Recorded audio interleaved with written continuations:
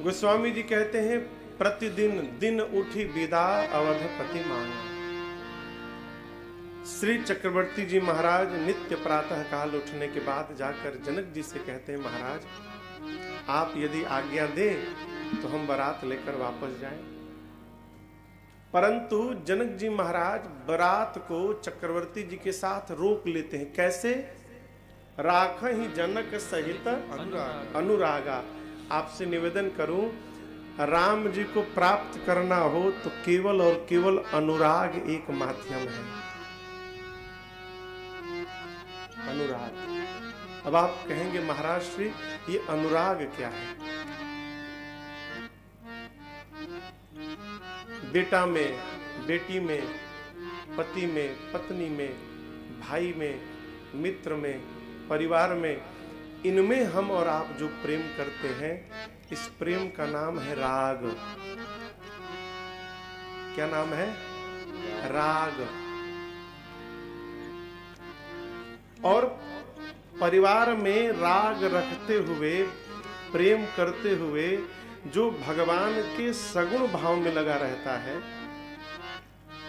सगुण रूप में, राम में, कृष्ण में, मां कामाख्या में, शंकर में, हनुमान जी में, सगुण भाव का जो उपासक होता है, परिवार को प्रेम करते करते जो भगवान के सगुण भाव में लगकर भजन करता रहता है, तो भजन करते करते ये जो प्रेम है परिवार में, ये परिवार से ऊपर उठकर और भगवान के सगुण रूप में प्रवेश कर जाता है। फिर क्या स्थिति आती है? जैसा प्रेम आप अपने बच्चों से करने लगते हैं, पति पत्नी से करने लगते हैं, वही प्रेम भगवान से प्रारंभ हो जाता है। और जब भगवान के सगुण रूप से प्रेम प्रारंभ हो जाए तो वही राग अनुराग कहला गया। परिवार से उठकर, अब आप कहेंगे महाराज हम भी तो भगवान को प्रेम करते। नहीं, प्रेम नहीं करते माई बाप। दर्शन कराएं, आपका बेटा भोजन नहीं करता, आप बेचैन हो जाते हो। क्या कभी भगवान भोजन नहीं किए इस बात से आप बेचैन हुए हैं क्या? आपका बच्चा 4 घंटे से कुछ नहीं खाता, माँ दौड़ती है 4 घंटे से कुछ खाया नहीं। आप सवेरे पूजन लगा किए हो ठाकुर जी का, फिर शाम को पूजन करोगे, आरती करोगे। दिन में कभी एक बार याद आती है क्या कि भगवान को प्यास लगी होगी, एक गिलास उनको पानी भी पिला दे ले जाकर? नहीं होता ना, प्रेम नहीं है।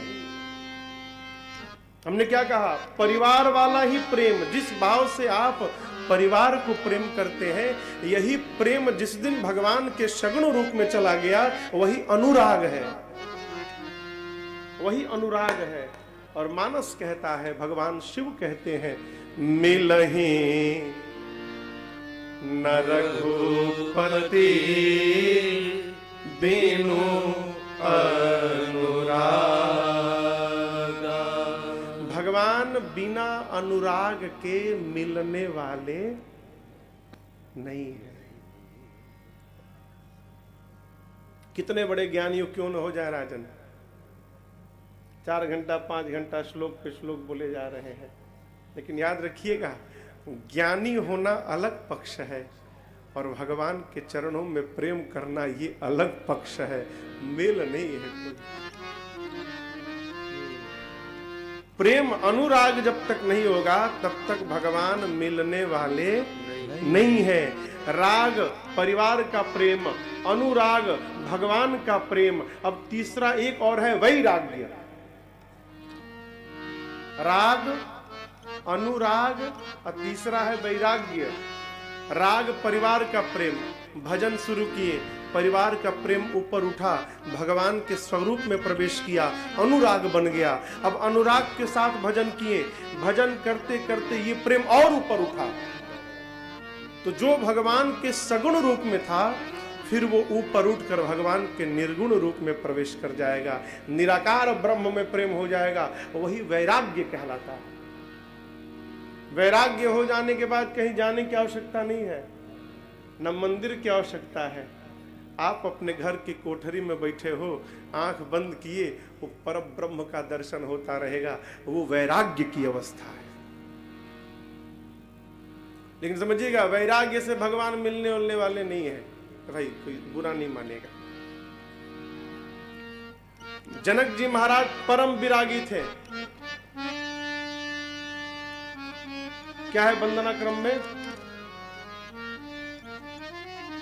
वंदना क्रम में क्या है जनक जी का?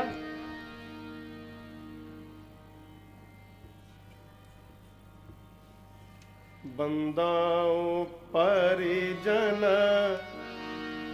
सहित विदेहु,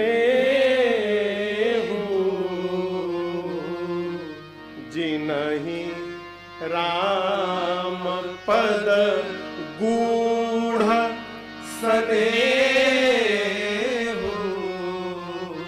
जोग भोग मह राखेउ गोई,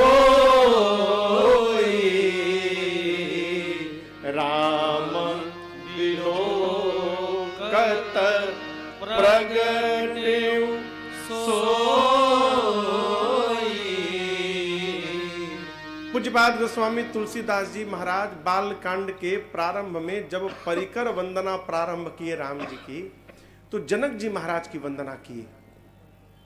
कहते मैं पूरे परिवार के साथ जनक जी को प्रणाम करता हूं। बंदऊ प्रणवऊ परिजन सहित विदेहु। कौन? महाराज जनक, जिन्हि राम पद गूढ़ सनेहु, जो राम जी के चरणों में गूढ़ प्रेम करते हैं। और ये प्रेम दिखाई नहीं पड़ता। जोग भोग मह राख्यो गोई। महाराज अपने जीवन के जोग को भोग के भीतर छिपा के रखे हैं। कितना अंतर है। हम लोग ठीक इसके उल्टे हैं, भोग जोग में छिपा के रखे हैं। और जनक जी महाराज जोग को भोग में छिपा के रखे हैं। और जो जोग भोग के भीतर छिपा है, राम जी को देखते वो प्रकट हो गया। राम जी को जैसे जनक जी ने देखा, पूछा ये है कौन? ब्रह्म है क्या? वैराग्य में अवस्थित थे जनक जी महाराज, परंतु जैसे राम जी को देखा, इन्हीं बिलोकत अति अनुराग। राम जी को देखते अनुराग में आ गए। और वो अनुराग अब तक बना हुआ है। राखहि जनक सहित अनुरागा। अनुराग कहें तो प्रेम। प्रेम से किसी को भी रोका जा सकता है। तिवारी जी, और एक बात बतावें, ये जिह्वा का काम नहीं है। जो जिह्वा से बार बार कहता है कि हम आपको बहुत प्रेम करते हैं, हम आपको बहुत प्रेम करते हैं, सावधान।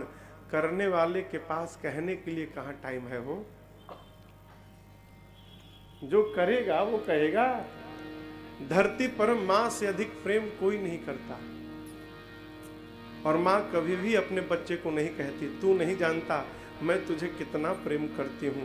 कभी मां कहती है क्या? प्रमाण वो देता है जिसको स्वयं विश्वास नहीं होता है। क्षमा करिएगा, प्रमाण की आवश्यकता ही तब पड़ती है जब हमको ही अपने कही हुए बात पर विश्वास नहीं है। इसलिए प्रमाण लेकर घूमते हैं। इनसे पूछ लीजिए। भाई इनसे क्यों पूछे? क्योंकि हम जो कह रहे हैं हम स्वयं विश्वास में नहीं है, इसलिए प्रमाण लेके घूम रहे हैं। प्रेम को प्रमाण की आवश्यकता नहीं होती। अनुराग के कारण बहुत दिनों तक, कितने दिनों तक स्पष्ट नहीं है। कुछ लोग कहते हैं विवाह के बाद 15 दिनों तक बारात रुकी रही, कई लोग कहते हैं मास भर बारात रुकी रही। गोस्वामी जी कहते हैं बहुत दिवस बीते यही भांति।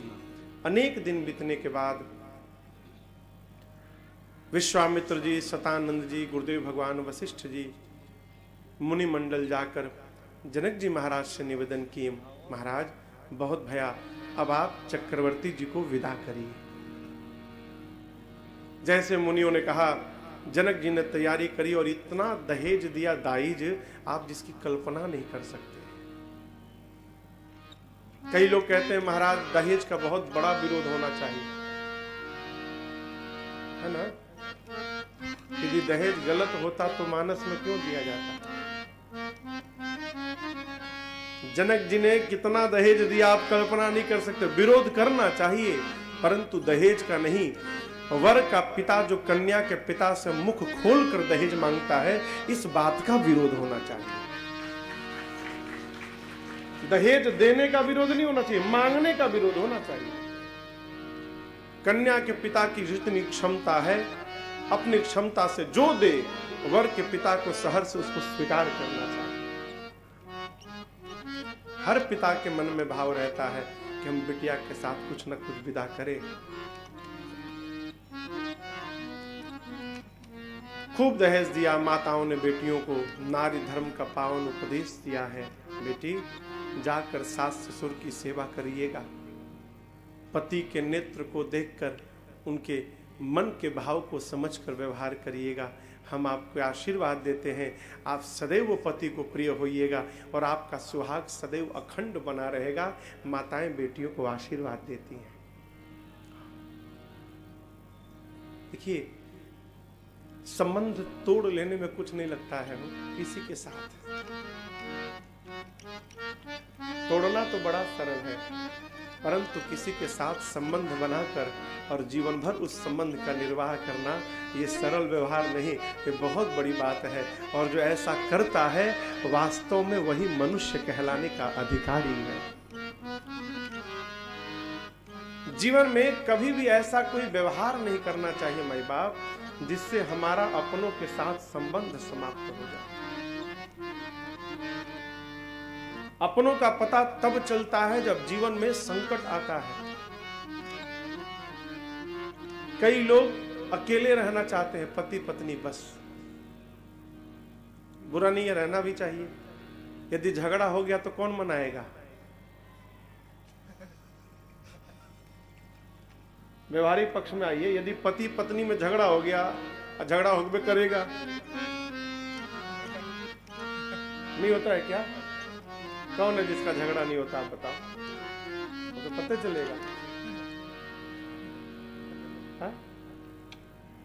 कल्पना करिए झगड़ा हो गया, एक उत्तर चले गए एक दक्षिण चले गए, तो बीच में समाधान कौन निकालेगा, कौन पानी देगा? एक मैं कहीं के मैंने कहानी पढ़ी थी, पति पत्नी में झगड़ा हो गया तो पति को सवेरे कहीं जाना था, एयरपोर्ट प्लेन पकड़ने। तो उसने पत्नी के सामने कागज में लिखा कि सुबह 5 बजे जगा देना, लिख के उनके सामने रख दिया। तो उसने भी कागज में लिखा ठीक है। पति सो गया। 5 बजे उसको जहाज पकड़ने के लिए निकलना था, बिस्तर पर उठा तो देखा घड़ी में 8 बज रहा है। दौड़ कर गया, कल तक जो पत्नी को लिख कर बता रहा था, आज जाकर चिल्लाकर बोला मैंने कहा था जगाने के लिए, तुमने जगाया नहीं। वो लेकर गई, उस कमरे में कागज पर लिखा हुआ था 5 बज गया जग जाइए।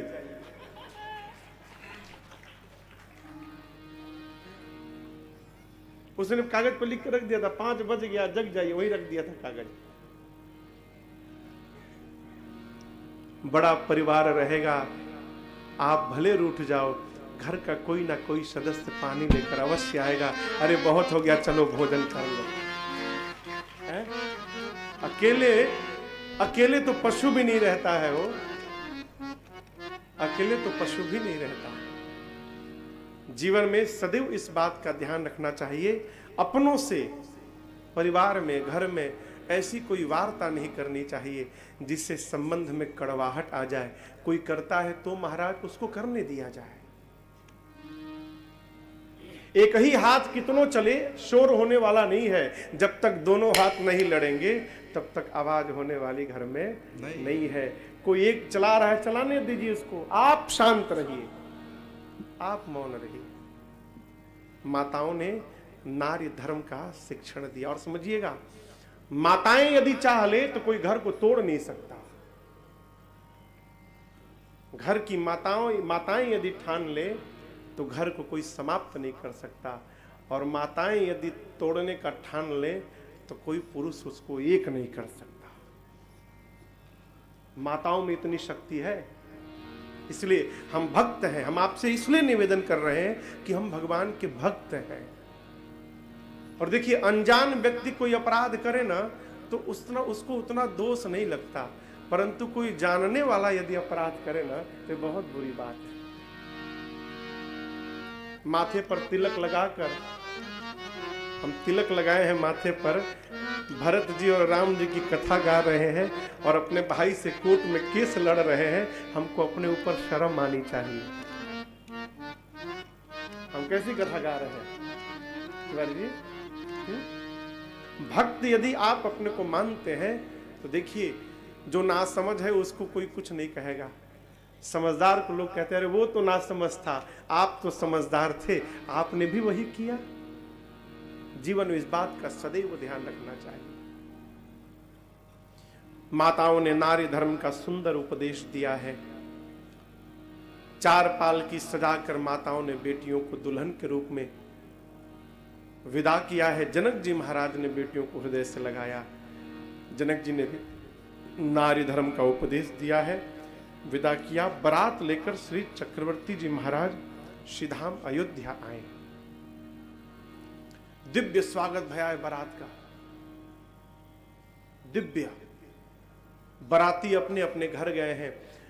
रात्रि में चक्रवर्ती जी महाराज अपनी रानियों को बिठाकर जनक जी महाराज के गुण का, उनके शील का, उनके बड़प्पन का, उनके प्रीत का, उनके रीत का, उनकी संपत्ति का वर्णन करते हैं अपने मुख से। कहीं भी जाइए एक स्वभाव बने। देखिए, जैसा स्वभाव हो जाएगा वैसी सृष्टि दिखाई पड़ेगी। नारायण, जैसा स्वभाव हो जाएगा वैसी सृष्टि दिखाई पड़ेगी। कहीं भी जाया जाए ना तो वहां से अच्छाई देखने का प्रयास किया जाए।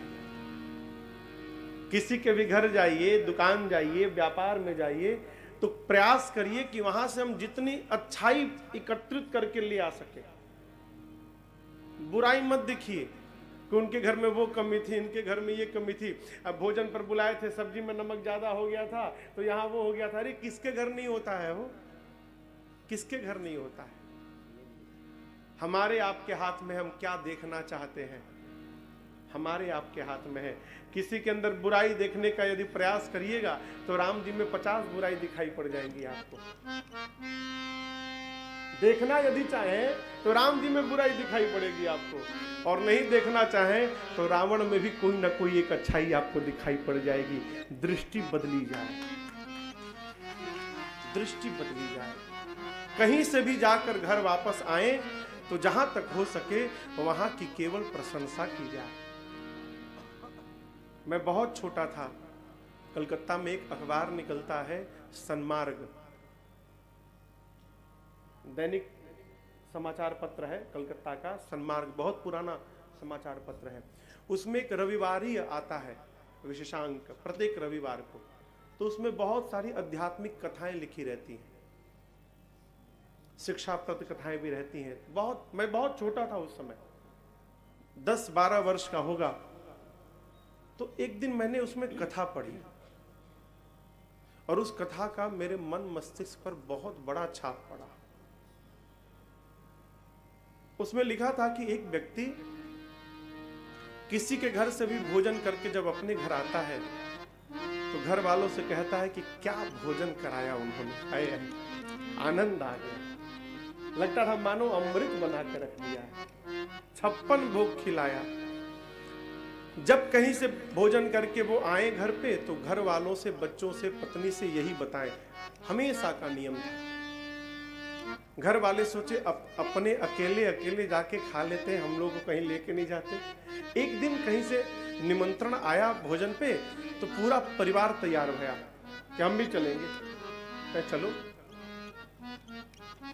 लेकर गए और हर इच्छा कहें या संयोग कहें, उस दिन ठीक से भोजन भी नहीं मिला। अमृत तो छोड़िए, ठीक से भोजन भी नहीं मिला। अब घर वाले तो सोच कर गए थे कि 56 भोग मिलेगा, जब आते हैं तो प्रशंसा करते हैं, और आज गए तो इनको ठीक से पूरी भी नसीब नहीं हुई। अब पूरे घर वाले आग बबूला, बच्चे आए, पिता को बहुत बोले। अब पता चला कौन सा 56 भोग आप जाकर खाते हैं, यही 56 भोग है आपका। सुनता रहा बेचारा। रात्रि में उनकी अर्धांगिनी ने उनसे प्रश्न किया, स्वामी क्यों आप ऐसा करते हैं? कहीं ठीक से भोजन भी नहीं मिलता तो वहां से भी आकर कहते हैं कि अमृत खिलाया। तो उसने कहा कि देखो, जिसके घर से मैं भोजन करके आता हूं उसका नमक खा के आता हूं, और किसी का नमक खा के किस मुंह से मैं उसकी निंदा करूं, इसलिए केवल प्रशंसा करता हूं। किसी का नमक खा लिया तो फिर कैसे प्रशंसा नहीं करेंगे हो? कथा कहती है कमी कहां नहीं है, अपने घर में नहीं है क्या? कमी न देखा जाए, कहीं जाइए तो वहां की केवल अच्छाई का दर्शन करिए। जनक जी महाराज की प्रशंसा चक्रवर्ती दशरथ जी महाराज अपने मुख से कर रहे हैं माताओं के सामने। रानियों से कहे देखो बहुवे लड़का हैं अभी, बहु लड़कनी पर घर आई, राखे हो नयना पलक की नाई। क्या कुछ बात गोस्वामी तुलसीदास जी ने अद्भुत उदाहरण दिया है हो, है? कहते हैं पलकें जिस प्रकार नेत्र की रक्षा करती हैं, पलकों में कोई जान नहीं है, इन पलकों में कोई जान नहीं है, लेकिन आप देखिए कुछ भी आंख की तरफ आए, कोई ऐसे हवा भी करे ना, पलकें बंद कर लेती हैं आंखों को। और ये नहीं कि केवल किसी निश्चित समय में, सोते में जगते में 24 घंटे पलकें एकदम चौकन्नी रहती हैं। आंखों के तरफ थोड़ा सा भी कुछ प्रहार हुआ, पलकें सीधे बंद कर लेती हैं। और पलकें जानती हैं यदि हमने बंद किया है उसके बाद भी कुछ आएगा तो आंखों से पहले चोट हमको लगेगा, लेकिन उसके बाद भी पलकें आंखों को बचा लेती हैं। महाराज कहते हैं कि बहुएं लड़का हैं अभी, ये जो बहुएं आई हैं ये लड़का हैं, पर घर से आई, पराए घर में नहीं आई हैं। अब तक अपने पिता के घर में थी तो स्त्री के लिए, बिटिया के लिए पिता का घर ही पराया घर है, उसका घर ससुराल है। महाराज कहते हैं पर घर आई नहीं है, पर घर से आई। यहां पर कई लोग कहते हैं महाराज ये क्या कह रहे हैं आप? ये बताइए आप अपने घर में अधिक रहते हैं कि दूसरे के घर में? उत्तर दीजिए प्रश्न का। आप अपने घर में अधिक रहते हैं कि पर घर में अधिक रहते हैं? अपने घर में ना, बेटी मैके में अधिक रहती है कि ससुराल में अधिक रहती है? ससुराल बिटिया का अपना घर है, अब पिता का घर उसका घर नहीं है, वो पराया घर है। प्रारंभ में ही हम भूल कर देते हैं, तुम पराये घर में जा रही हो, इतना उसको पराया घर सुना देते हैं कि वो ससुराल को पराया ही मान लेती है, अपना स्वीकार ही नहीं कर पाती। इसको समाप्त किया जाए। चक्रवर्ती जी क्या कहती हैं? कहते हैं बधू लड़कनी पर घर आई, पर घर से आई, राखे हो नयन पलक की नाई। पलकें जैसे नेत्र की रक्षा करती हैं, आप इनकी रक्षा करना। रात्रि में कौशल्या मैया आए हैं, राम जी के हाथों को देखती हैं। मां को विश्वास, देखिए बेटा कितना भी बड़ा हो जाए, मां के लिए तो उसका छोटा लल्ला ही रहता है वो।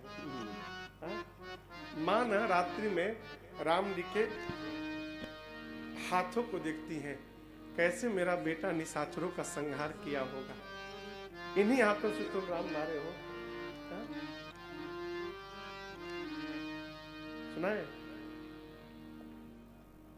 एक नया पद हमको कल रात में मिला, सुनाने वाला तो नहीं था लेकिन मैंने बजा दिया तो सुनाता हूं आपको। राम जी बारात लेकर जब वापस आए हैं ना, तो कौशल्या मैया राम जी को देख रही हैं और बार बार नजर उतार रही हैं, न्यौछावरी कर रही हैं। मेरा लाला इतना बड़ा काम कर गया, नया पद है बाप के लिए, उसका बच्चा सदैव छोटा ही बना रहता है। और देखिए, और किसी के सामने तो बड़ा होने का प्रयास भी करना चाहिए, जीवन में कभी अपने माता पिता के सामने बड़ा होने का प्रयास नहीं करना चाहिए। जो सुख बच्चा बन के है हो, वो बड़ा बनने पर सुख मिलने वाला नहीं है। एकदम व्यवहारिक बात, आपका 5 साल का बेटा एक है और एक 20 साल का बेटा है, आप दोनों में किसको गोद उठाइएगा? 5 साल वाले को ना, 20 साल वाले को नहीं उठाइएगा ना। वो छोटा है तो उससे गोद मिल गया। उसी प्रकार माई बाप अपने अपने माता पिता के सामने छोटा बन के रहिएगा ना, तो ममता के गोद में माता पिता हमेशा आपको उठाते रहेंगे। छोटा बन के रहिएगा, बड़ा नहीं होना। कौशल्या मैया कहती है, राम, लोग कहते हैं कि कौशल्या तुम्हारा बेटा भगवान है, जानती तो मैं भी हूं राम। एक बात कहूं आपसे, यदि आप भगवान हो ना, तो फिर आप ब्रह्मा जी से मेरी एक बात कहना। जिस दिन से विश्वामित्र जी आपको लेकर गए हैं, उस दिन से लेकर और आज तक जितने दिन बीते हैं, ब्रह्मा जी इन दिनों को हमारी आयु में न लिखेंगे। राम जी ने पूछा, ऐसा क्यों मां? कौशल्या जी ने कहा, लाला, जो दिन तुमको देखे बिना बीता हो, उस दिन का कोई अर्थ नहीं निकलता, वो तो व्यर्थ में चला गया। ब्रह्मा जी से कहना, वो दिन जिस दिन को हम तुमको देखे बिना रहे, हमारी आयु में ना आए। माताएं लाड़ लड़ाती हैं, बहुएं माताओं के साथ सोई हैं। प्रातःकाल शुभ मुहूर्त देखकर कल कंगन छुड़ाया गया है। कलेवा होता है ना, विवाह के अगले दिन कलेवा छुड़ाया जाता है, कल कंगन छुड़ाया गया। उसके बाद 6 दिनों तक विश्वामित्र जी श्रीधाम अयोध्या में ही बने रहे। 6 दिनों बाद विश्वामित्र जी ने श्री चक्रवर्ती जी महाराज से विदा मांगा है। चक्रवर्ती जी महाराज पूरे परिवार के साथ आकर खड़े हैं विश्वामित्र जी के पास, हाथ जोड़कर कहते हैं, मुनिवर, नाथ सकल संपदा तुम्हारे, मैं सेवक समेत सुत नारी, करब सदा लड़कन पर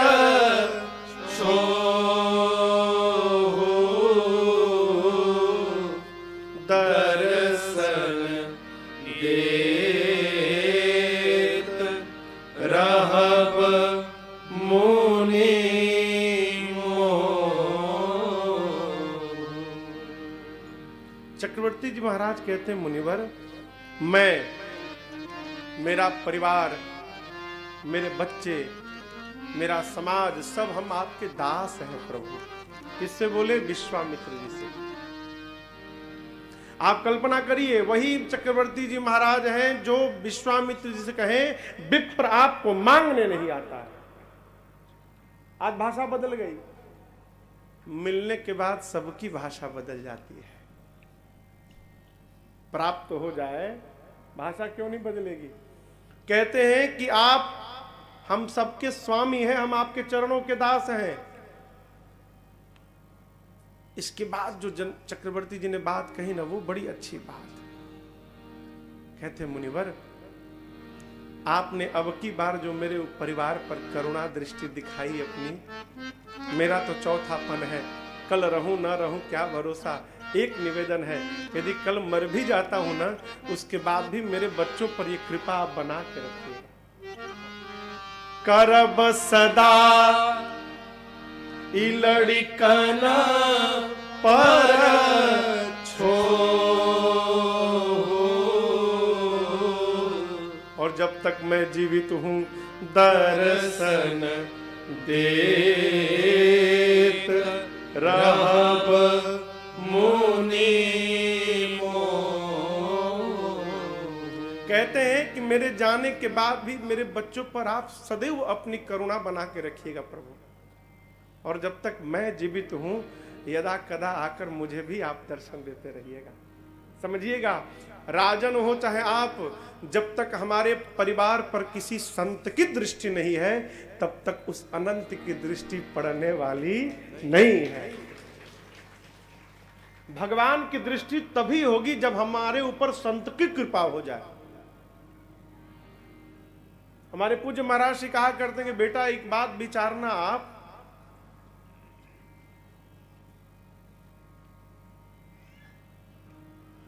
आदमी कितने कितने बड़े बड़े लोगों से परिचय बनाता है। डीएसपी हमारे जानने वाले हो जाएं, वो हमारे जानने वाले हो जाएं, मुख्यमंत्री हमारे परिचित निकल जाए, हमारे प्रधानमंत्री हमारे सगे संबंधी निकल जाए, परिचित निकल जाए, हम कह सके कि वो हमको जानते हैं, तो आदमी ऐसे सीना फुला के घूमता है। गलत तो नहीं कह रहा हूं? प्रदेश के मुख्यमंत्री से जिसका संबंध हो जाए तो वो छोटा मुख्यमंत्री बन जाता है। संबंध होने के बाद जितने भौकाल में वो न रहे उससे भौकाल में ये रहने लगते हैं। कहो गलत बोल रहा हूं? चलते हैं, घूमते हैं। अब इससे ऊपर उठिए, जिसका संबंध प्रधानमंत्री से हो जाए, खैर इन वाले प्रधानमंत्री से नहीं, मोदी जी से परे हैं। मोदी जी का फायदा तो उनके भाई लोग नहीं उठा पा रहे हैं। मोदी जी अपने को इससे बचा के रखे हैं। इनके अलावा यदि कल्पना करिए किसी प्रधानमंत्री से संबंध हो जाए तो उनके परिचित वाले दूसरे प्रधानमंत्री बन के घूमते हैं। ये जगत का व्यवहार है। जगत के जीव से संबंध बनने पर हम इतने अकड़ के चलते हैं माई बाप, जिस दिन जगदीश से संबंध बन जाएगा उस दिन हमारी क्या गति होगी आप कल्पना करिए। जिस दिन भगवान से संबंध हो गया हो उस दिन क्या स्थिति होगी, है?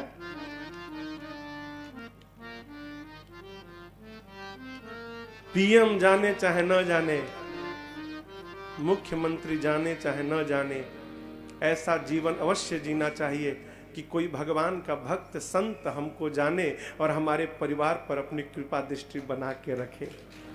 संत की दृष्टि। बाली अच्छा आदमी नहीं था, भगवान को मारना पड़ा बाली को। क्यों मारना पड़ा? बाली आया था भगवान श्री राम का कार्य करने और रावण से दोस्ती कर ली जाकर बाली ने, इसलिए भगवान ने मारा। परंतु बाली के जीवन की एक बड़ी अच्छी बात मैं बताऊं आपको।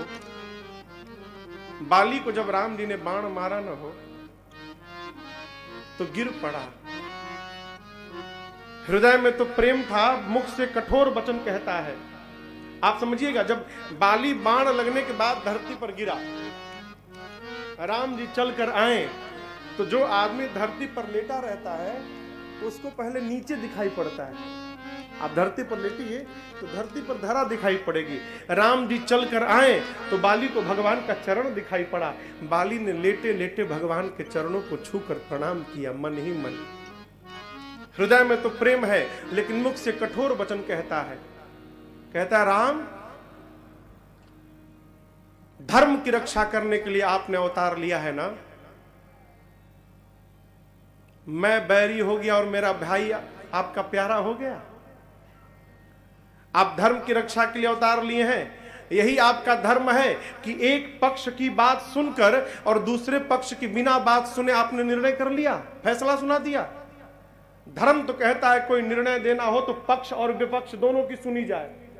आपने पक्ष की बात सुनी और विपक्ष को पूछा भी नहीं और मुझे मार दिया। किस अपराध के कारण आपने मुझे मारा? राम जी ने कहा, छोटे भाई की पत्नी, बेटे की पत्नी, अनुज बधू, भगिनी, सुतनारी, छोटे भाई की पत्नी, बेटे की पत्नी, अपनी बहन और अपनी बेटी, ये चारों एक समान है। इन पर जो कुदृष्टि डाले उसकी हत्या करने में कोई पाप नहीं लगता। तुमने अपने भाई की पत्नी पर कुदृष्टि डाली इसलिए तुमको मारा। बाली ने कहा, प्रभु क्षमा करिएगा, आप जो नियम कानून बता रहे हैं ये नियम मनुष्य के लिए है। हम पशु हैं, बंदर, हमारी बिरादरी में ऐसा कोई नियम नहीं है। भगवान देखे मेरी बात ही कट गई। तो राम जी ने कहा, अच्छा ठीक है, तुम्हारी पत्नी ने तुमको मना किया था ना, तारा ने, कि मत जाओ। तुम्हारी पत्नी ने तुमको मना किया। देखिए इस इशारे से राम जी स्पष्ट कर रहे हैं कि बाली मैं भगवान हूं। बाली और तारा की वार्ता महल के भीतर हुई है, वहां राम नहीं थे, परंतु राम भगवान है, इसलिए सब जानते हैं कि कौन क्या बात कर रहा है। भगवान ने एक इशारा देकर बता दिया, बाली तू जिससे बात कर रहा है मैं भगवान हूं। तुम्हारी पत्नी ने तुमको मना किया था कि तुम मत जाओ लड़ने, उसके बाद भी तुम आए। तुम जानते हो कि तुम्हारा भाई सुग्रीव मेरे नीचे है, मेरी शरण में है, उसके बाद भी तुम मारने आए, इसलिए तुमको मारा। बाली मुस्कुराया। बाली ने कहा, प्रभु आप स्वामी हैं, मैं आपका सेवक भी नहीं हूं। मान भी लेता हूं सेवक हूं, तो सेवक स्वामी से चतुराई में नहीं जीत सकता। मैं आपसे तर्क में जीत नहीं सकता प्रभु। चलिए मानता हूं कि मैं अपराधी हूं, लेकिन एक बात का उत्तर दीजिए। आप ही कहते हैं कि मेरे सन्मुख आने मात्र से जीव के करोड़ों जन्म के पाप जलकर भस्म हो जाते हैं। ये बाली तब से आपके सामने पड़ा है, क्या मेरा पाप जलकर भस्म नहीं भया कि मैं अब तक पापी ही बना हुआ हूं? फंसाया बाली ने भगवान को अपनी ही बातों में, उनकी बातों में। कहा, प्रभु आपके दर्शन से पाप समाप्त हो जाते हैं, मैं तो 10 मिनट से आपसे वार्ता कर रहा हूं, क्या मेरा पाप समाप्त नहीं भया? भगवान देखे कि मैं फंसने वाला हूं। राम जी मुस्कुराएं, सिर पे हाथ रखें, कहे बाली मरने नहीं दूंगा, अभी तुमको अमरत्व देता हूं, प्राण रोको अपना। बोले ना ना ना, बचने के लिए नहीं बोल रहा हूं मैं बचने के लिए नहीं कह रहा हूं राम। ऐसा अवसर किसको मिलेगा राम जी? जन्म जन्म मुनि जतन कराही, पर अंतराम कहीं आवत नाही।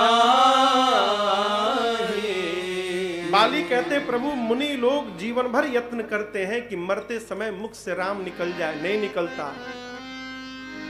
मेरा कैसा परम सौभाग्य है प्रभु, मैं मर रहा हूं तो राम का नाम नहीं, साक्षात राम ही मेरे सामने आकर खड़े हैं। ऐसा सौभाग्य किसको मिलेगा जीवन में? कौन मूर्ख होगा जो कल्प वृक्ष को उखाड़कर और बबूल का वृक्ष लगाएगा वहां पर? कोई मूर्ख होगा प्रभु? मैं तो मरूंगा नाथ, और आपसे एक वरदान चाहता हूं प्रभु। आप कल्पना करिए, कहां हम खड़े हैं और कहां वो बाली खड़ा है। हम जाकर कहते हैं प्रभु बेटा ये हो जाए, ये हो जाए, वो हो जाए, नौकरी लग जाए, इतने का लॉटरी लग जाए, वो जमीन की रजिस्ट्री हो जाए, ये मकान बन जाए, क्या क्या नहीं बोलते। बाली कहता है कि प्रभु एक बार चाहिए, आप कृपा करिए मेरे पर। मैं नहीं कहता कि अभी बंदर हूं तो अगले जन्म में मुझे मनुष्य बना दीजिएगा ना, आप मेरा कर्म देखिए, मेरा जीवन देखिए प्रभु, मेरा कर्म देखिए और उस कर्म का हिसाब लगाइए, और उसके बाद जिस योनि में मैं जाऊं उस योनि में मुझे भेज दीजिए प्रभु। कुत्ता यदि कर्म के प्रभाव से कुत्ता बनता हूं तो कुत्ता बनाइए, मैं नाली का कीड़ा बनता हूं तो नाली का कीड़ा बनाइए, मछली बनता हूं तो मछली बनाइए, जिस योनि में जाता हूं भेजिए, आशीर्वाद एक दीजिए। जिस योनि में मैं जाऊं मेरा मन केवल आपके चरणों में लगा रहे प्रभु, इसके अलावा मुझे कोई वरदान नहीं चाहिए, मन आप में लगा रहे। भगवान ने कहा तथास्तु, हो गया ना? तब बाली ने कहा प्रभु एक बात और है। बाली ने अपने बेटे को बुलाया। कौन? अंगद। बाली मरने वाला है, लेटा है, कहता है भीड़ लगी है कपियों की। बाली कहा मेरा बेटा कहां गया? अंगद, अंगद इधर आओ, इधर आओ, इधर आओ अंगद। अंगद को बुलाकर कहता है बाली प्रभु ये मेरा बेटा अंगद है, जितना बल मेरे में है उतना ही इसके अंदर भी है, विनयवान है, शीलवान है। मुझे पता है कि आपके पास जो आता है नाथ आप उसका कल्याण कर देते हैं। मैं तो मरने वाला हूं नाथ, मैं मर जाऊंगा तो मेरा बेटा अनाथ हो जाएगा। हे प्रभु आप मेरे बच्चे का हाथ पकड़ लीजिए, आपके हाथ में मेरे बच्चे का हाथ रहेगा ना तो इसका कोई बाल बांका नहीं कर सकता है, आप इसको अपना दास बना लीजिए रघुनाथ। गही बाह सुर नर नाह आपन दास अंगद कीजिए। बाली कहते प्रभु, अब यहां पर आप दर्शन करिए, बाली अंगद को नहीं कहते कि तुम दास बनो। बोले क्या? नहीं, अंगद को नहीं बोले कि तुम भगवान का दास बनो। राम जी को कह रहे हैं कि प्रभु आप इसको दास बनाइए। क्यों? ये बनेगा नहीं। मैं जानता हूं ना, बंदर है, बंदर का स्वभाव नहीं एक स्थान पर बैठ जाए। ये बनेगा नहीं प्रभु, लेकिन ये छोड़कर भागेगा तो आप मत छोड़िएगा ना। ये जितनी बार भागे आप इसको दास बनाइए, आप उतनी बार इसको पकड़ पकड़ के आप लाइएगा। ये भले आपको छोड़ दे, प्रभु आप मेरे बच्चे को मत छोड़िएगा, केवल एक आशीर्वाद और दे दीजिए। क्या अद्भुत बात हो, क्या अद्भुत बात। कहते प्रभु मेरा बेटा है, इसको आप अपना दास बना लीजिए। धन्य है वो पिता जिसने अपने जीते जी अपनी संतान को भगवान का दास बना दिया। वो पिता धरती पर श्रेष्ठ पिता। आप अपने तिजोरी की चाबी बेटे को दीजिए चाहे मत दीजिए, आपके मरने के बाद आपके बेटे के पास ही जाएगा। व्यापार का उत्तराधिकार अपने जीते जी संतान को दीजिए मत दीजिए, आपके जाने के बाद आपकी संतान को ही प्राप्त होगा। लेकिन याद रखिएगा, यदि आपने इस माला को जीते जी अपने बच्चे को नहीं पकड़ाया तो आपके बाद आपका बच्चा नहीं लेगा, आपकी चिता पे चढ़ जाएगा। हम अपने व्यापार का तो उत्तराधिकारी ढूंढते हैं, परंतु अपने जीवन के धर्म का उत्तराधिकारी नहीं ढूंढते। हमारे बाद जिस मंदिर में हम भजन करवाते थे, हमारे बाद कौन कराएगा? कोई सोचता है क्या? जो सोचता है वो धरती का श्रेष्ठ पिता है। बाली ने ये काम, कितनी अच्छी बात कही प्रभु, आप इसको अपना दास बनाइए। चक्रवर्ती जी महाराज कहते हैं विश्वामित्र जी से, प्रभु मैं मर जाऊंगा, आपने जो करुणा की ऐसी करुणा सदैव मेरे बच्चों पे बना के रखिएगा। इनको दर्शन देते रहिएगा आप, और जब तक मैं हूं मुझे भी देते रहिएगा। माई बाप सब करते हुए मन से भगवान में लगने का स्वभाव बने। यदि भगवान से हम दूर हो गए ना तो सब कुछ प्राप्त करके भी जीवन भर खाली बने रहेंगे, कुछ होने वाला नहीं है। बनेगा तो यहीं से कुछ नहीं बिगड़ेगा तेरा, हरि शरण आने के संत की छाया रहे। चक्रवर्ती जी ने विश्वामित्र जी से निवेदन किया और उसके बाद असकहि राव सहित सुतरानी, पत्नियों के साथ और बेटों के साथ चक्रवर्ती जी महाराज ने विश्वामित्र जी के चरणों में दंडवत किया, आशीर्वाद दिया है विश्वामित्र जी ने। और विदा लेकर विश्वामित्र जी अयोध्या से बक्सर आ गए सिद्धाश्रम में। गुरुदेव भगवान वशिष्ठ जी के बेटे बामदेव जी, वशिष्ठ देव और मां अरुंधति के सुपुत्र है बामदेव जी।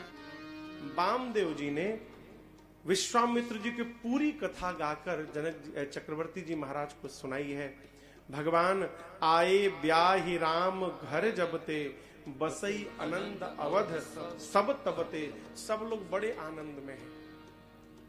पूज्यपाद गोस्वामी तुलसीदास जी महाराज यहाँ पर बालकांड की कथा पूर्ण करते हैं और कहते हैं मैंने ये कथा क्यों गाई।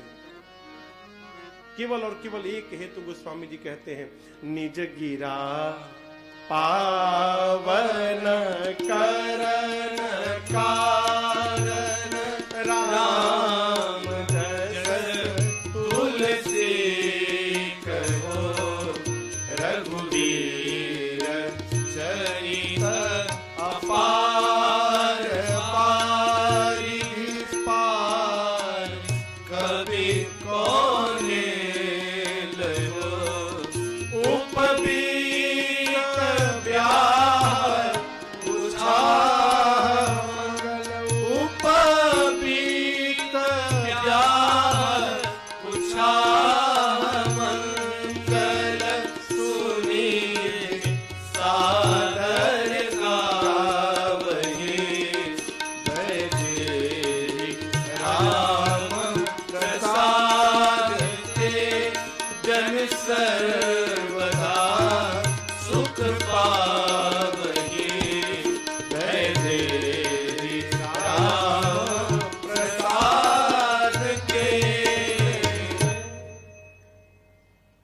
गोस्वामी तुलसीदास जी कहते हैं, केवल और केवल अपनी जिह्वा को पवित्र करने के लिए मैंने राम जी की कथा गाई।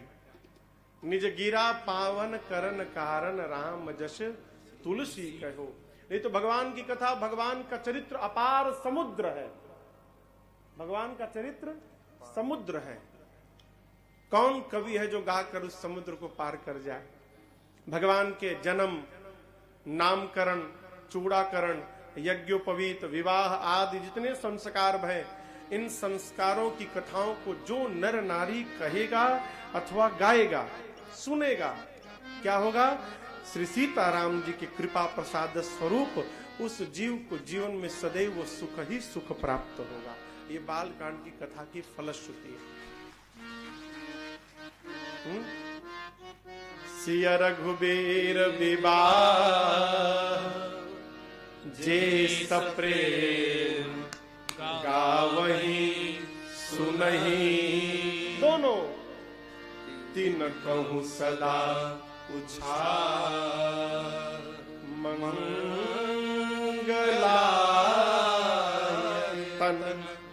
राम जय। जो कथा गाएगा और यथा जो बैठकर सुनेगा, दोनों का मंगल, दोनों का मंगल होगा।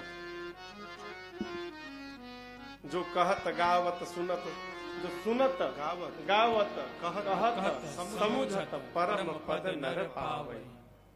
जो सुनेगा आप लोग, जो गाएगा ये लोग, जो कहेगा मैं, और हम चारों तीनों मिलकर समुझत, सब लोग समझ रहे हैं।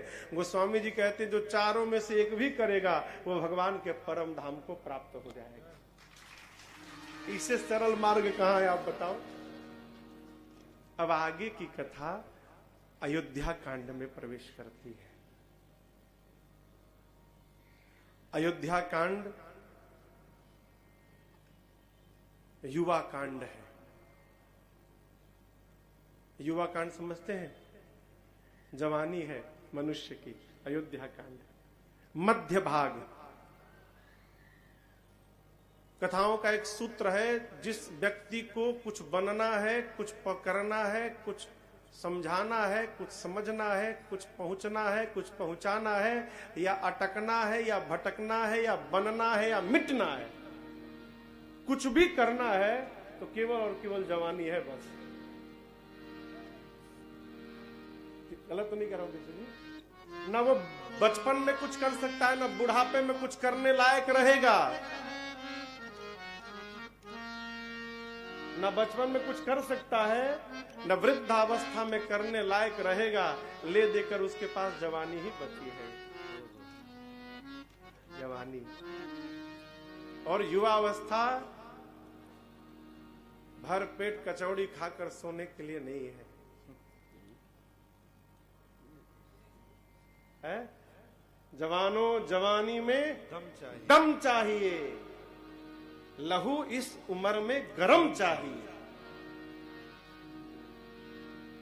आप कल्पना करिए, ये पुष्प है। अग्रवाल जी, क्या है ये पुष्प?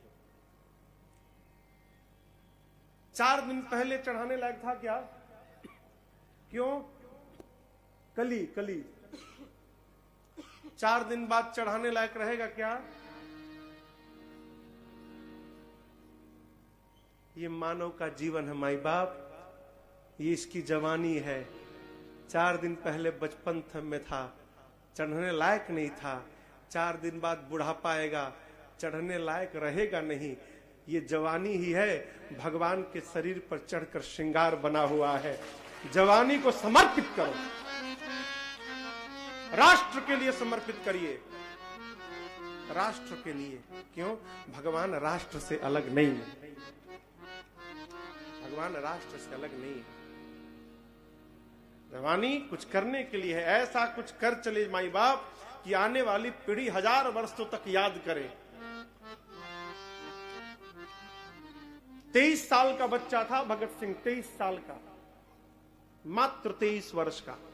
कल 14 फरवरी भारत में वैलेंटाइन डे मनाया गया, लेकिन किसी को याद नहीं रहा इसी 14 फरवरी को भगत सिंह को फांसी की सजा सुनाई गई थी। इसी 14 फरवरी को। किसी को नहीं याद है? वैलेंटाइन डे सबको याद है। किसी 23 साल के बच्चे से पूछो कि क्या करना है जीवन में, आकाश देखता है, अभी तक डिसाइड नहीं किया। I haven't decided।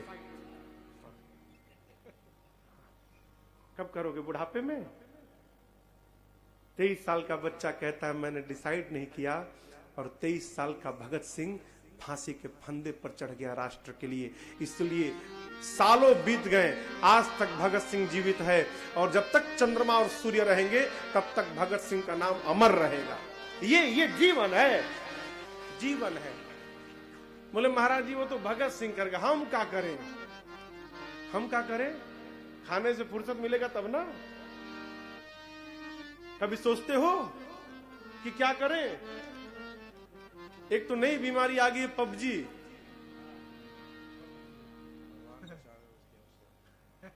नई बीमारी, यदि बाप, हम तो देखें बच्चों को आगे आगे बढ़ा, आगे बढ़ा, आगे बढ़, पीछे पीछे पीछे पीछे पीछे पीछे पीछे। हम इसको दौरा पड़ा है क्या? बोलते नहीं, वो किसी से बात करके खेल रहा है। ये विनाश की ओर प्रगति हो रही है हमारी। सावधान, सावधान। कुछ भी कर सकते हैं हम, कुछ भी बन सकते हैं। संभावनाएं असीम है। जिस प्रकार अनंत आकाश अनंत है, उसी प्रकार मानव जीवन की संभावनाएं भी अनंत हैं। आप करने के लिए कदम तो बढ़ाओ, प्रकृति आपके साथ चल पड़ेगी। आप करो तो क्या करें महाराज? अपने घर को साफ रखो, ये तो कर सकते हैं ना। क्या करें? अपने घर को साफ रखें। साफ कैसे रखेंगे? सवेरे ओढ़कर जो रजाई छोड़ते हैं, घर वाले यदि ना चपेटे तो रात तक वैसी बिस्तर पर दिखाई पड़ती है। जो उठने के बाद अपने बिस्तर को ठीक नहीं कर सकता, वो राष्ट्र को क्या ठीक करेगा? जो जगने के बाद अपना बिस्तर नहीं समेट सकता, उससे कोई क्या उम्मीद लगाएगा? हो यदि आप अपनी संतान को आत्मनिर्भर बनाना चाहते हैं तो घर में कितने भी सेवक हो, अपने बच्चों से कहिए कि जगो तो अपने हाथ से अपने चादर को समेट के रखने का स्वभाव बनो। बचपन से यदि स्वभाव नहीं बना तो जवानी और बुढ़ापे में होने वाला नहीं है। ये बचपन से प्रारंभ कराइए बच्चों में। स्वावलंबी हो, आत्मनिर्भर हो हम। युवा अवस्था, आप देखिए ना, राम जी रावण को मारने के लिए भगवान को जाना पड़ेगा। राम जी जब जन्म लिए तो उस समय मां से बोले, मां चरित बहुत विधि किन्ने चाहो, उपजा जब ज्ञाना प्रभु मुस्काना, चरित बहुत विधि किन्ने चाहो। भगवान का ज्ञान उपजा तब नहीं, मां का ज्ञान देखा भगवान ने। मां ने देखा भगवान के स्वरूप को, मां का शरीर कांपने लगा, एक एक रोम में करोड़ों ब्रह्मांड नाच रहे हैं। मां ने कहा, प्रभु मम उर्सोबासी, मेरे भीतर आप थे इतने बड़े, कोई सुनेगा तो मानेगा?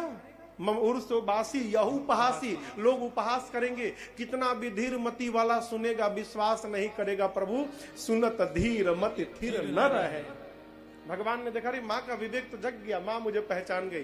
तो भगवान ने कहा, मां चरित बहुत विधि किन्ने चाहूं, मार दूं रावण को भी, मैं अभी समाप्त कर दूंगा। मां ने कहा, प्रभु रावण को मारने के लिए आपको आने की भी आवश्यकता नहीं। आपको बताऊं, भगवान के भ्रिकुटी विलास से सृष्टि का प्रलय हो सकता है। भ्रिकुटी विलास सृष्टि लय हुई। भ्रिकुटी विलास समझते हैं?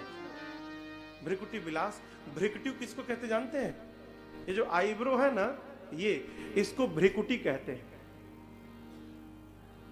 भ्रिकुटी विलास, यदि भगवान इतना कर दे तो पूरी सृष्टि का विलय हो जाए। कुछ करना नहीं है भगवान को। जिसके भ्रिकुटी के टेढ़े होने से पूरी सृष्टि समाप्त हो सकती है, उसको रावण को मारने के लिए अवतार लेना पड़ेगा। भगवान रावण को मारने के लिए वन में नहीं गए। आप कल परसों में सुनिएगा, चित्रकूट में बैठकर राम जी जयंत के पीछे बाण छोड़ेंगे और जयंत 3 लोक 14 भुवन भागेगा और वो बाण जयंत के पीछे पीछे दौड़ेगा।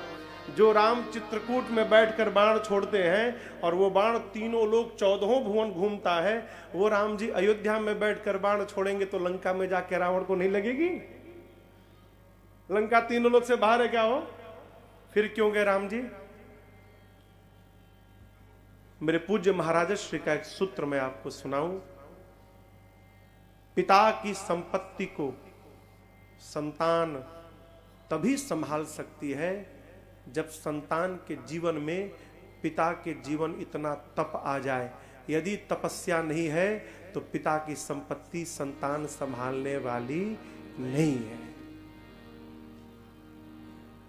आप जो मर रहे हैं, खप रहे हैं, आपकी संतान तभी संभाल सकती है जब उसको मरने और खपने का दर्द पता होगा। यदि उसको दर्द पता नहीं होगा तो आपको सर में दर्द दे देगा, वो फिर टिकने वाला नहीं है, समाप्त हो जाएगा। क्षमा करिएगा, गलत लग जाती। और ये पिता ही नहीं, गुरु की भी सत्ता को शिष्य तभी संभाल सकता है जब शिष्य के जीवन में तपस्या हो। ऐसे होने वाला नहीं है। राम जी देखे कि पिताजी मुझे राजा बनाना चाहते हैं,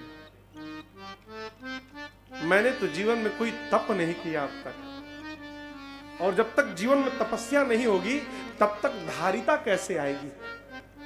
राजा का कर्तव्य है कि सिंहासन पर बैठने के पास अपने पूरे प्रजा का दौरा करे और जन जन में जाकर देखे कहां पर क्या समस्या है, क्यों राजा बनेंगे तो उसका निदान करेंगे। राम जी, राम राज्य की स्थापना करानी है। रावण को मारने के लिए इसलिए आवश्यकता पड़ गई कि एक साथ देखिए, चक्रवर्ती जी राजा रहे तो रावण राजा हो सकता है, लेकिन जब राम जी राजा बनेंगे तो उस समय धरती पर एक छत्र राम जी का सत्ता होगा। उस समय कोई रावण की सत्ता नहीं चल सकती। इसलिए राम जी यात्रा करके गए, रावण को समाप्त किए, 14 वर्ष तक तपस्या किए और धारिता आई, तब जाकर राम राज्य की स्थापना की नींव पड़ी। भगवान मारने के लिए नहीं गए। आराम से न जीवन में कुछ प्राप्त हो, आराम से प्राप्त होगा तो समाप्त कर देगा। समझ रहे हैं बात? बिना खपे मिलेगा, समाप्त कर देगा। मैं बहुत पहले कथा पढ़ा था, मैंने बहुत पहले कथा पढ़ी थी कहीं पेपर में या किसी पुस्तक में, पता नहीं है मुझे। एक बेटा है पिता का, परम लापरवाह, कुछ नहीं करता, केवल खाता है, सोता रहता है। पिता को चिंता भाई कि मेरे बाद इसका होगा क्या। तो पिता ने कहा कि बच्चे को बुलाया, प्रातःकाल कहा जाओ, यदि आज तुम कुछ कमा कर नहीं आओगे तो शाम को तुम्हारे पांव को तोड़ दूंगा मारकर। रोते रोते मां के पास गया भीतर, मां तो मां ने कहा चिंता मत करो, छिपा लिया। कहा इसी कमरे में रहो ना, निकलना मत दिन में। दिन भर कमरे में छिपा के रखी। शाम को 10 रुपए का सिक्का होता ना, सिक्का, 10 रुपए का एक सिक्का दिया मां ने। कहा पीछे के दरवाजे से निकलो और जाओ घूम के सामने से आके पिताजी को दे देना। 10 रुपया लिया, घर के पीछे दरवाजे से गया, गांव का चक्कर लगाया और सामने से पिताजी के पास गया। 10 रुपया कमा के लाया हूं। अरे वाह, शाबाश बेटा, 10 रुपया कमा लिया, जा कुएं में डाल दे। ठीक है, गया 10 रुपया लिया, कुएं में डाल दिया। पिता बोला कमा के नहीं लाया है, कमा के लाता तो कुएं में नहीं डालता, अवश्य इसकी मां ने दिया होगा। ठीक है। 2 दिन बाद फिर सवेरे बुलाया, जैसे उस दिन कमा के लाया था, इस 2 दिन के भीतर में पिता ने अपनी पत्नी को भेज दिया मैके। कहा तुम जाओ मैके, जाओ घूम के आओ। 2 दिन बाद फिर बुलाया, बोला यदि आज फिर नहीं कमा के लाओगे ना तो पांव तोड़ूंगा शाम को। अब क्या करे?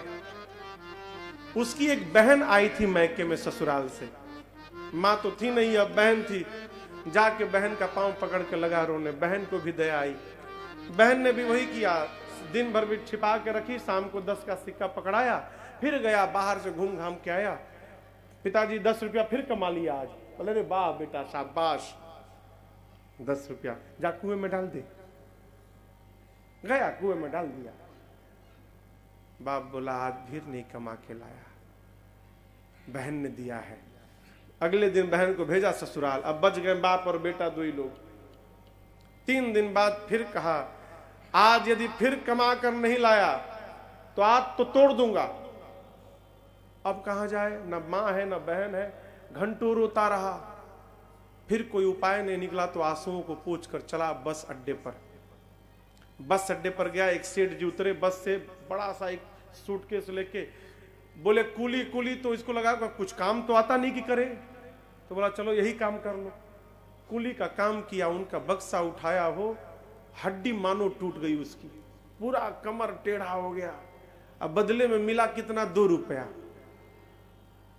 उसके बाद दूसरा बक्सा नहीं उठाया। बाबूजी बोले थे कमा के लाओ, कितना लाओ ये थोड़ी बोले थे। बोला 2 बहुत हो गया, 2 रुपया। 2 रुपया लिए, कमर टेढ़ी किए, पहुंचा शाम को पिताजी के पास। पिताजी बोले आज कम कमाए हो, चलो कोई बात नहीं, जाओ कुएं में डाल दो।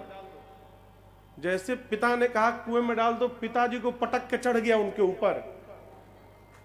बोला 2 रुपए कमाने में मेरी हड्डी टूट गई कमर की, और आपने कहा कुएं में डाल दो, मुफ्त में आया है। पिता ने बच्चे को गले से लगा लिया, कहा लाला जब तुम 10 रुपए को कुएं में डाल दिए थे, उसी दिन मैं समझ गया तुम कमा के नहीं आए हो। कमाए नहीं थे इसलिए 10 रुपए का मोल पता नहीं चला। आज तुम खप के आए हो तो तुम्हें